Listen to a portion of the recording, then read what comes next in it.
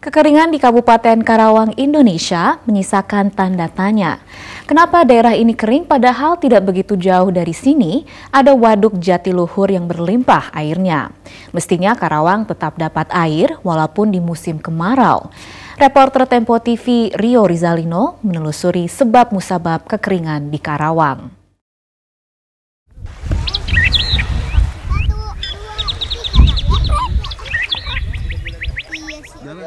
Inilah saluran irigasi di Desa Solokan, Kecamatan Pakis Jaya, Karawang. Melalui saluran ini, air biasanya mengalir deras menuju sawah. Tapi kini, saluran itu kering. Kalau normal nih, airnya mana nih, Pak? Kalau normal ini masuk semua, Pak, ini saluran, nggak usah ngompak. Akibatnya ribuan hektar sawah di Kabupaten Karawang tak bisa ditanami. Petani merana karena sumber penghasilannya hilang. Kalau memang ini terulang sampai 2 bulan ke depan lagi nggak nyawa, ya saya nggak bisa membayangkan, Pak, masyarakat di sini seperti apa. Ya akhirnya kan kalau memang itu tidak nyawa, masyarakat pengeres, Pak. Apabila perutnya lapar, otaknya juga ngeres. Ngeresnya apa ya? Nggak ada orang main sikat. Habis daripada anaknya nangis, ditangisin nggak makan. Masuk, Pak. Dimakanin kambing. Sawah mereka harusnya mendapatkan air dari Waduk Jatiluhur yang berada sekitar 30 km di sebelah selatan Karawang. Waduk ini dikelola oleh Perusahaan Umum Jasa Tirta II milik pemerintah Indonesia.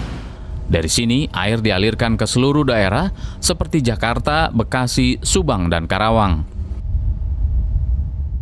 Tapi sejak 4 bulan lalu, air dari Jatiluhur tidak mengalir ke sawah-sawah di Karawang. Padahal pihak pengelola waduk sudah membuat jadwal tanam resmi untuk para petani. Dan ini jadwal resmi dari PJT. Ini sesuai dengan SK Gubernur. Untuk Kecamatan Pakis Jaya termasuk golongan 5, semestinya air itu masuk tanggal 1 Mei. Dan tanggal 15 Juni itu sudah masuk musim tanam. Tapi kenyataannya dari bulan Mei, Juni sampai sekarang air tidak masuk ke petakan sawah. Awalnya kekeringan diduga karena persediaan air di Waduk Jatiluhur berkurang akibat kemarau. Namun Perum Jasa Tirta II selaku pengelola waduk menyatakan debit air di Jatiluhur aman. Memang elevasinya berada pada elevasi 95.12, jadi 95,12 elevasinya. Jadi dengan demikian kondisi air pada saat ini masih pada kondisi yang cukup bagus. Memang dia di bawah rencana pada bulan ini, ya memang di bawah, tapi dia masih pada daerah yang cukup baik di situ. Karena itu, Edi yakin tidak ada kekeringan di Kabupaten Karawang. Air tidak ada di mana? Di Pakis Jaya itu, Pak. Memang dia jadwal tanam sekarang bukan? Harusnya sih bulan Juni kemarin, tapi karena air nggak ada, akhirnya sampai sekarang mereka belum bisa menanam nanti. Kalau mereka ada jadwal tanam di situ, kita pasti akan mengalirkan air ke sana. Tapi pernyataan Edi tidak terbukti di lapangan. Kekeringan di Kabupaten Karawang begitu nyata. Jadi akibat kekeringan, dengan dasar kekeringan itu kekurangan air. Bukannya kurang, nggak ada airnya. Nggak ada air. Betul. Ini apa nih, Pak? Ini bibit. Pemerintah daerah. Soal jadwal tanam yang dikeluarkan instansinya, Edi mengaku tidak tahu soal itu. Mau konfirmasi aja, Pak. Saya dapat surat ini dari petani, Pak. Ini betul nggak dari PJT 2, Pak? Suratnya, Pak. Apa?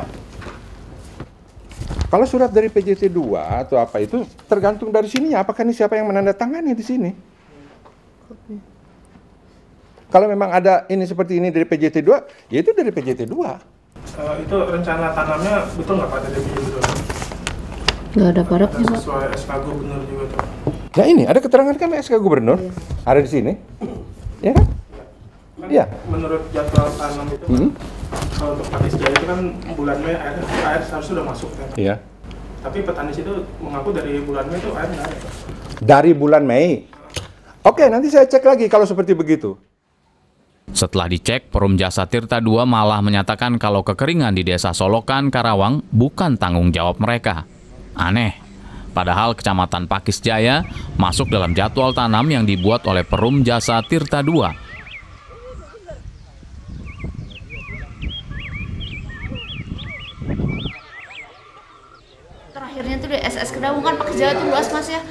kan menunjuk desa Selokan. Saya kan lebih spesifik tanyain bahwa itu adalah Selokan, bener nggak? Kita tidak mengenal desa, tetapi kita mengenalnya SS.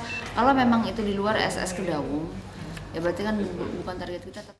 Itu ya, Pak. SS yang dimaksud IMAS adalah saluran sekunder. Menurut dia, Kecamatan Pakis Jaya tidak masuk dalam wilayah yang dialiri saluran sekunder Kedaung yang berasal dari Waduk Jatiluhur. Lantas, kecamatan ini tanggung jawab siapa? Kalau misalkan target kita, tanggung jawab PJT 2 ya. Tapi kalau bukan target kita, Pemda berarti. Bukan tanggung jawab PJT 2. Berarti Pemda berarti, Bu? Kemungkinan Pemda. Dinas apa?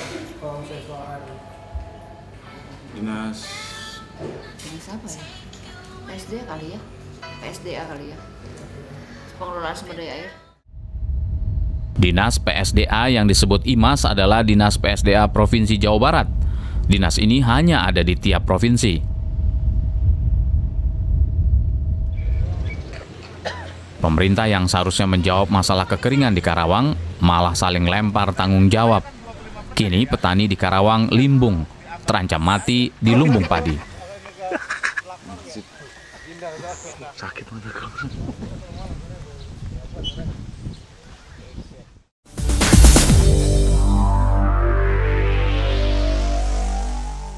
Jumlah perokok di Indonesia terbanyak ketiga di seluruh dunia setelah Cina dan India. Hampir setiap sudut kota dengan mudah kita jumpai orang sedang merokok. Asap rokok yang mereka hembuskan jelas membahayakan bagi orang di sekitar atau yang disebut perokok pasif. Kondisi ini menginspirasi dua pelajar SMA asal Semarang, Jawa Tengah untuk membuat alat yang bisa mengubah asap rokok menjadi oksigen. Alat yang mereka ciptakan mendapat penghargaan di ajang internasional di Bangkok, Thailand. Seperti apa alat ciptaan Afdi dan Hermawan ini?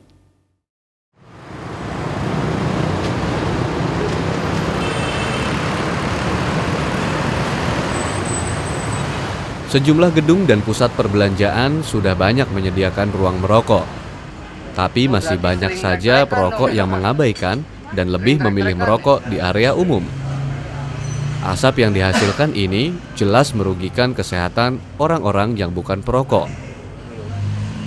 Para ahli hisap ini merasa tidak nyaman berada di ruang merokok karena pengap dan lebih memilih di luar ruangan. Melihat semakin banyaknya perokok di lingkungannya, dua siswa SMA 3 Semarang, Zihramna Afdi dan Hermawan Maulana, berinisiatif membuat prototipe alat yang bisa membuat nyaman perokok di dalam ruang merokok. Namanya T-Box. Alat kami itu namanya T-Box. Jadi alat kami T-Box itu bisa mengurai CO2. Jadi menginput CO2, mengubahnya jadi karbon dioksida dan oksigen. Kemudian oksigen itu dilepaskan kembali ke smoking room. Sasaran kami T-Box dipasang di smoking room sehingga CO2 di smoking room diserap, diganti dengan oksigen hasil pengolahan dari T-Box. Alat ini diciptakan bukan untuk mendukung perokok atau menjadikan jumlah perokok meningkat. Alat yang diberi nama T-Box itu menjadi tawaran solusi perdebatan di antara merokok sebagai hak atau merampas hak orang lain yang ingin mendapatkan kualitas udara bersih. Saya dulu bilang sama orang tetangga saya, kok ngerokok terus? Saya mengingatkan beliau, tapi beliau mengelak. Beliau merasa itu haknya untuk merokok. Nah, apa yang bisa saya perbuat kan kalau seperti itu? Sama aja daripada diem, pikirkan solusi lain. Solusinya mengurai polusinya. Keuntungan lain dari pemanfaatan T-Box adalah mampu menghasilkan oksigen yang dapat disalurkan kembali ke ruang merokok. Ini sangat menunjang kesegaran jika ruang merokok itu dijejali perokok. Jadi ini asapnya rokok. Ini asapnya kita kumpulkan dahulu. Kemudian alatnya kita hidupkan. Nah, di sini dilihat asapnya akan dihisap oleh fan. Kemudian dengan plasma karbon dioksida nanti akan terpisah. Akan terjadi peristiwa elektroforesis di PCB-nya ini. Jadi petirnya ini kita hasilkan dari ini, power supply. Ini power supply kita buat sendiri dengan bantuan guru pembimbing. Itu outputnya adalah positif dan negatif. 2000 volt DC. Kemudian dia yang positif kita konekin dengan PCB yang atas, sedangkan output yang negatif kita konekin dengan PCB yang bawah. Jadi ketika dia saling berinteraksi, dia akan menghasilkan petir-petir yang kita sebut dengan plasma.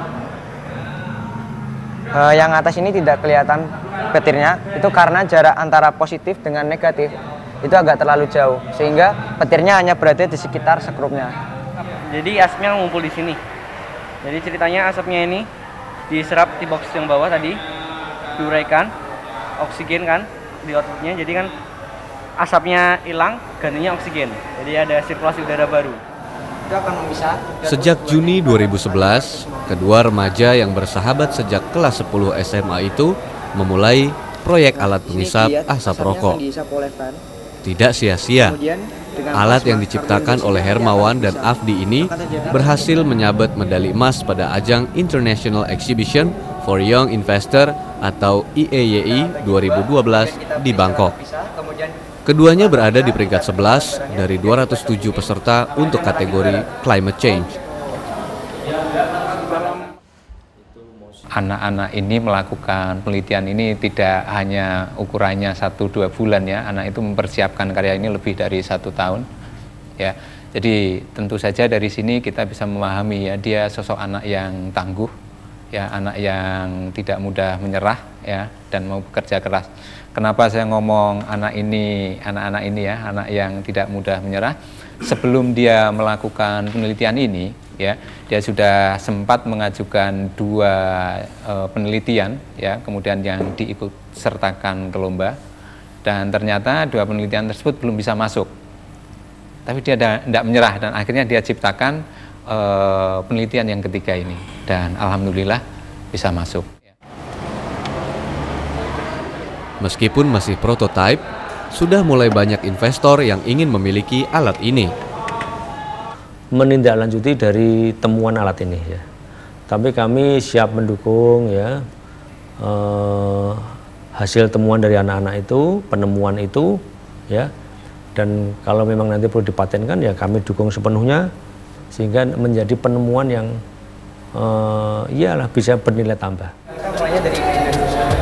Afdi dan Hermawan bertekad untuk terus menyempurnakan alat tersebut untuk mengurangi kadar nikotin dan tar, sehingga oksigen yang dihasilkan lebih bersih.